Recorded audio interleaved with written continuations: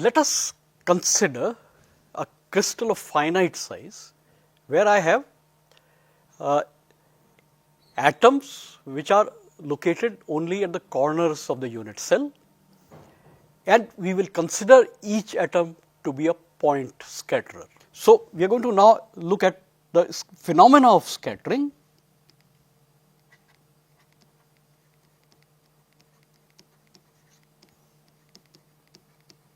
from a crystal of finite size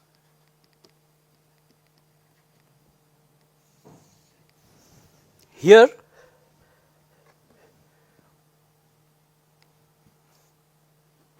Atoms only at the corners of a unit cell,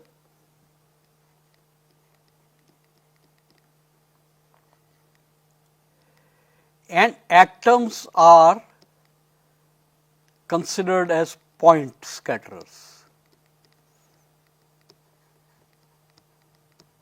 Though the phenomena of scattering of X-rays from atoms occurs as a result of the electrons. So, strictly speaking, they are not point scatterers, but for all practical purposes we can do the analysis by assuming that they are point scatterers. So, if there is a, so I am considering this is my point scatterer, my incoming X-ray beam will get scattered in all directions in 3-dimensional space. Now, I am considering crystal of finite size. So, let us say that there are N1 atoms along A axis, N2 atoms along B axis, and N3 atoms along C axis. So, the total number of atoms are essentially N1 times N2 times N3. Now, let us consider just 2 point scatterers now. Let us take a point scatterer, I label this as A, and another point scatterer which I will label this as B, and remember all of these point scatterers are at the corners of a unit cell.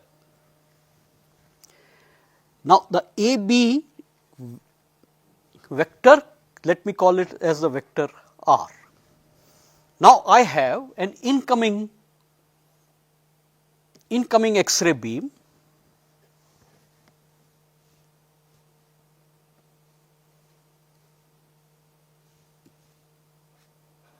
of a specific wavelength,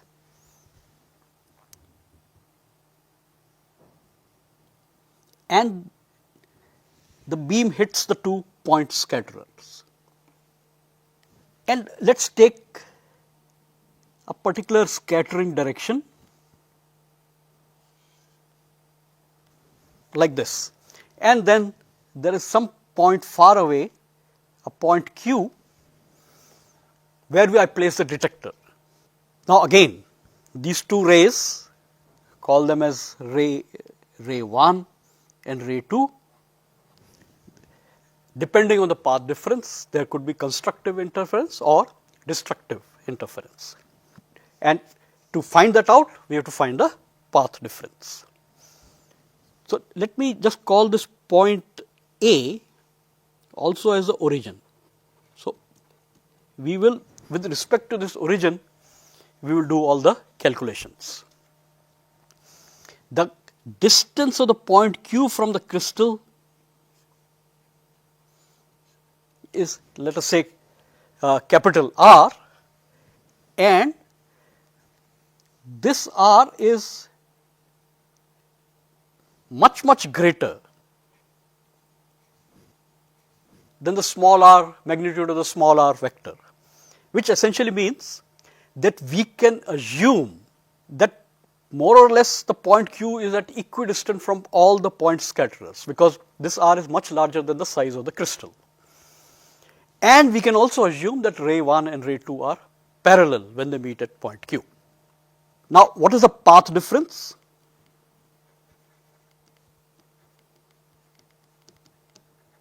Path difference between ray 1 and ray 2, let me call that again as delta. And in order to find that out, let me just do a small construction again. I drop a perpendicular from the point B onto ray 1, and I drop another perpendicular from point A onto ray 2,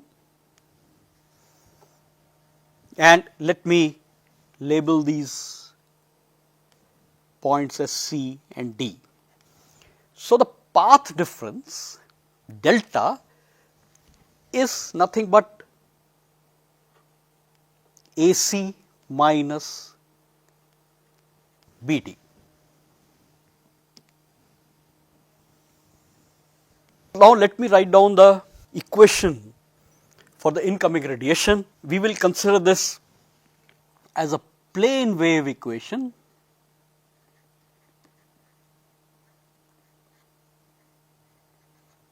in complex form.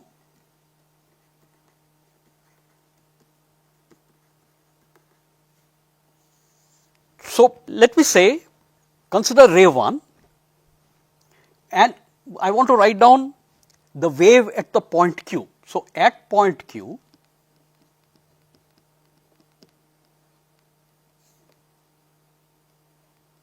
let me write down the wave equation.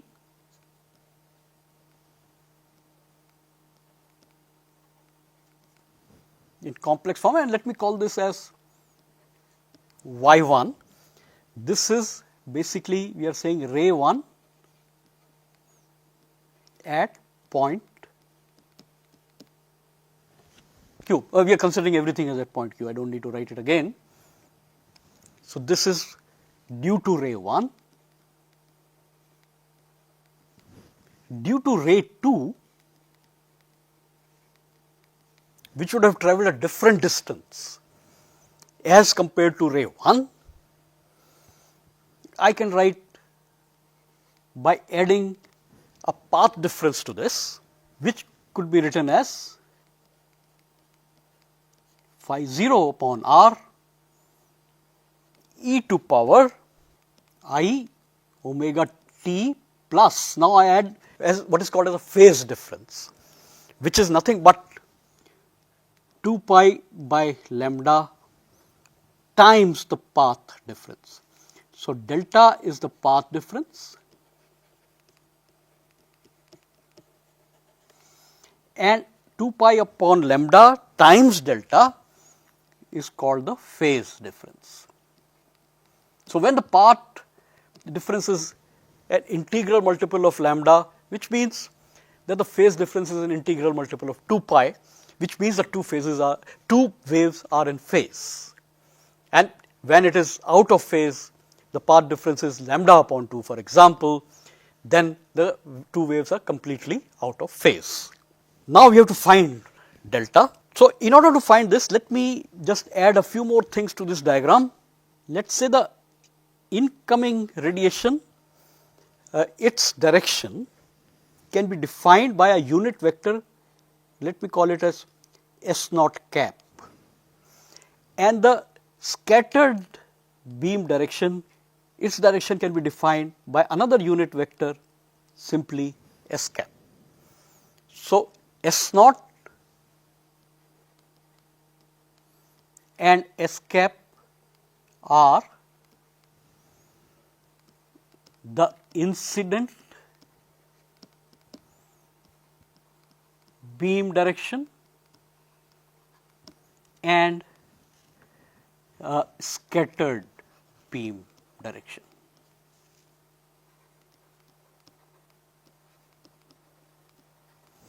And they are also unit vectors. So, now let me write down the path difference. So, path difference easily follows from here that delta we have already written here is AC minus BD. Now AC, if you look at it, you take the dot product of the vector unit vector S and R. Then AC is simply nothing but the projection of the vector R on to ray 1. So AC is simply equal to the dot product R dot S. Now BD is simply R dot S naught, which could be written as R dot S minus S naught. Now this S minus S naught, I can replace it by another vector and let me call that as capital S, and hence this could be written as R dot capital S vector, which we will call as a scattering vector.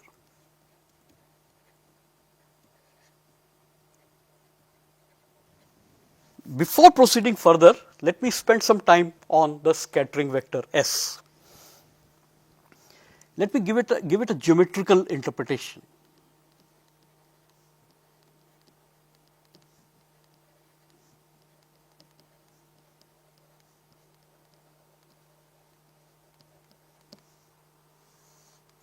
The geometrical interpretation, it could be, suppose this is now my vector S naught, this is my unit vector S, so S naught is the incident beam, vector S denotes the scattered beam, then very clearly the scattering vector S is the difference of these two vectors, or you can basically add up, so this will turn out to be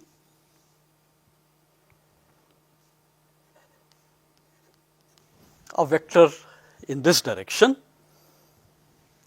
and if I bisect the angle made between the two unit vectors S and S naught by basically what I will call as an imaginary plane,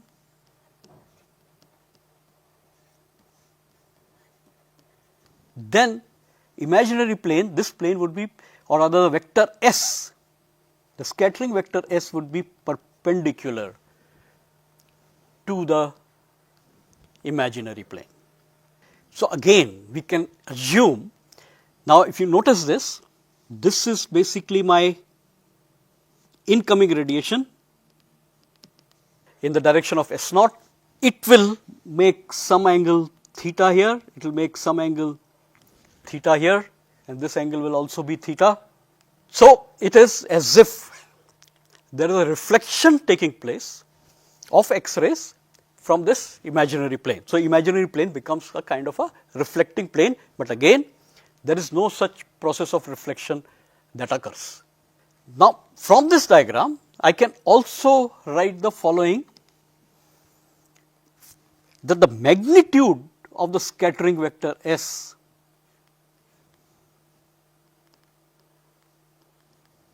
can, since S naught and small S naught cap and S cap are unit vectors, the scattering vector magnitude would be 2 sin theta. We will take note of this and we will come back to this at a later stage. Now what I want to do is find the resultant of, by adding up all the scattered rays which meet at the point Q from all the scattering centers in the crystal. So resultant wave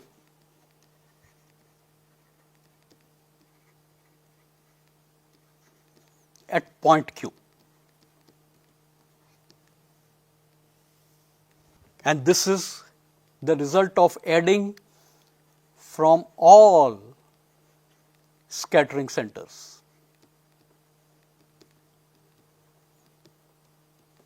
And we already know that we have a total of N1 times N2 times N3 scattering centers. And this result I can basically, we can think of going back to this diagram. I have taken point A as the origin. From this origin A, I define all the scattering centers in the crystal, which will be given by some different R vectors. So, I need to basically do a summation over all the R vectors to get the resultant wave at the point Q, which essentially I am going to now do a summation of, take this equation and we do a summation over all the R vectors. So, phi 0 upon R, add up onto all the R vectors, e to power I omega t plus 2 pi upon lambda times the path difference. Now, instead of writing the path difference, I should write that the path difference is the dot product of R dot times the scattering vector. So,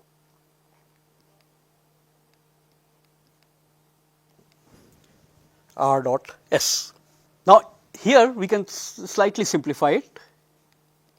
We can take this omega t part out of the summation and I can write phi 0 upon R times e to power I omega t summing up over all the R vectors e to power I 2 pi upon lambda R dot S. Now, let us look at what is this vector R. Remember, we had scattering centers only at the corners of the unit cell. So, scattering center actually is the R vector is nothing but the lattice translation vector.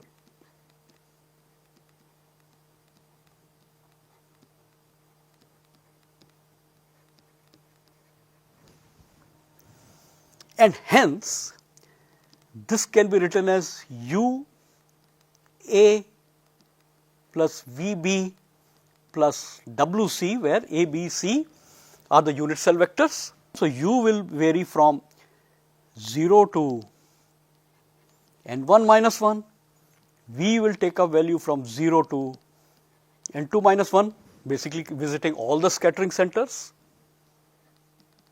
and W will vary from 0 to N3 minus 1, where N1, N2, N3 are the scattering centers along the A axis, B axis and the C axis. And therefore, one can write the resultant wave at point Q in terms of three summations. One summation over U, second one over V and the third one over W. So, the resultant wave now I can write as phi 0 upon R e to power I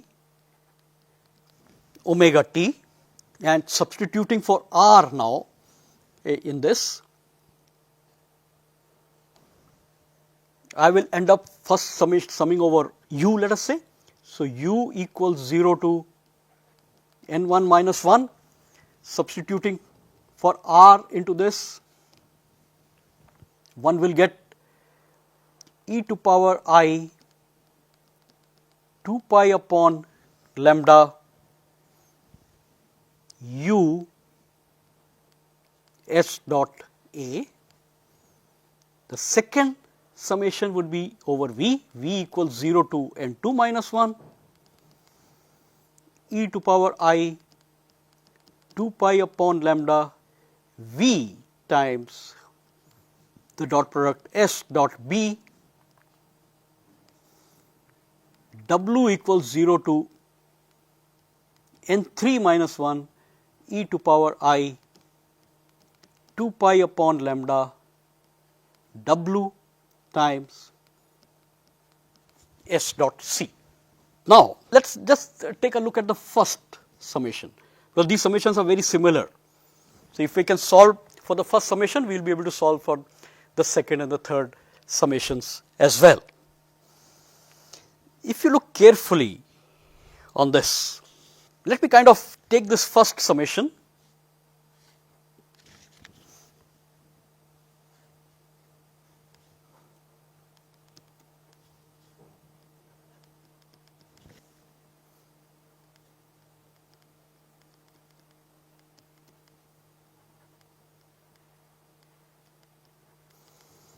And let me expand this. So, if I expand this, for u is equal to 0, the first term will be 1, then for u is equal to 1, it will be e to power I 2 pi upon lambda s dot a. This is the second term. The third term would be e to power I 2 pi upon lambda s dot a, but this time u is equal to 2. So, I can write this as squared. So, this is u equals 0, this is u equals 1, this is u equals 2, and so on. The third term would be again inside the bracket the same term e to power I 2 pi upon lambda s dot a cubed, and so on till we come to the last term, which would be e to power I 2 pi upon lambda s dot a to power n1 minus 1. So, if you look at this series, what kind of a series is this? Give it some thought before continuing the video. Well, what we have essentially, this is a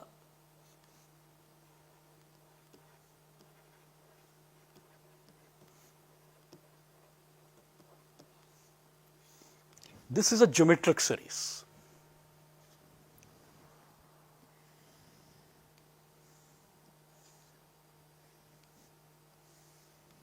Now, a geometric series of the form, let us say the first term being T0, the second term being T0f, the third term T0f square, and so on, the last term being T0 f to power n minus 1 for a geometric series of n terms, where T0 is the first term of the series and f is the common factor or the common ratio. So, this is how the geometric series is defined, and the summation of this geometric series is nothing but T0 times 1 minus f to power n divided by 1 minus the common ratio f. This is the formula for the summation of the geometric series. Now, what is the common factor in our series out here? Well, this is clearly f, and T0 is the first term, this is the first term. So, T0 is equal to 1. Therefore, now I can write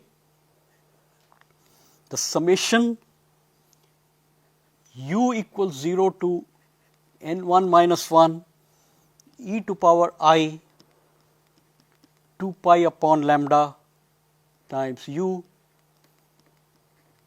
s dot a. This summation can be written as T0, which is 1, times 1 minus f, and f is e to power I 2 pi upon lambda s dot a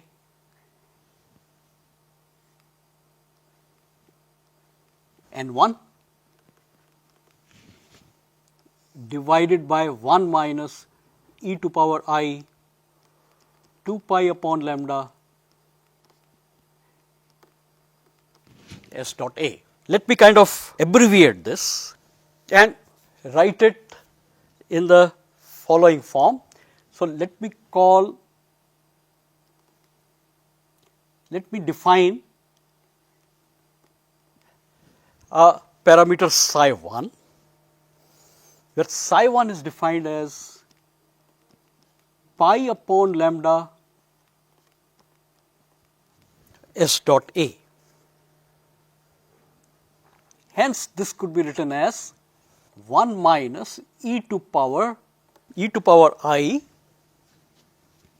Now, pi upon lambda S dot A is replaced by psi 1, and this n 1 can be brought inside, and there will be a factor of 2. So, I times 2 n 1 psi 1 upon 1 minus e to power I to psi 1. Now, it can be readily seen that this term and this summation term could be written as, let me write those terms,